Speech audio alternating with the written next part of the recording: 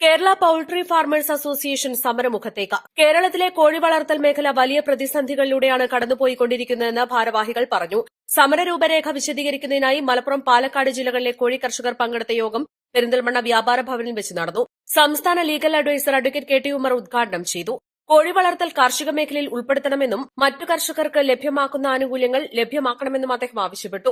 വിദേശത്ത് ജോലി ചെയ്ത് വലിയ വരുമാനമില്ലാതെ മടങ്ങിവന്ന പ്രവാസികളും വനിതകളും വിധവകളും സ്വന്തമായി മറ്റു ജോലികളിൽ ഏർപ്പെടാൻ കഴിയാത്ത ആളുകളുമാണ് കൂടുതലായും കോഴി വളർത്തൽ മേഖലയിലുള്ളത്.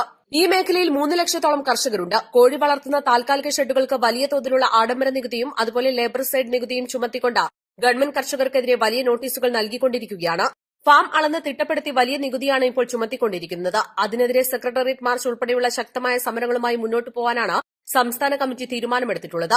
സംസ്ഥാന സീനിയർ വൈസ് പ്രസിഡന്റ് ഹുസൈൻ വടക്കൻ അധ്യക്ഷത വഹിച്ചു. സംസ്ഥാന ജനറൽ സെക്രട്ടറി ഖാദർ അലി വറ്റലൂർ, സംസ്ഥാന ട്രഷറർ സെയ്ദ് മണലായ, മലപ്പുറം ജില്ലാ president Hamsa Palathingal, secretary Sabeer Pulinkavu, treasurer Hamsa Panthalur, Abdul Khader Wandoor, Palakkad ജില്ലാ president Nalakath Muhammad, secretary Sameer Alanallur, Latheef Mannarmala, T K Najeeb എന്നിവർ പ്രസംഗിച്ചു. East Live Perinthalmanna.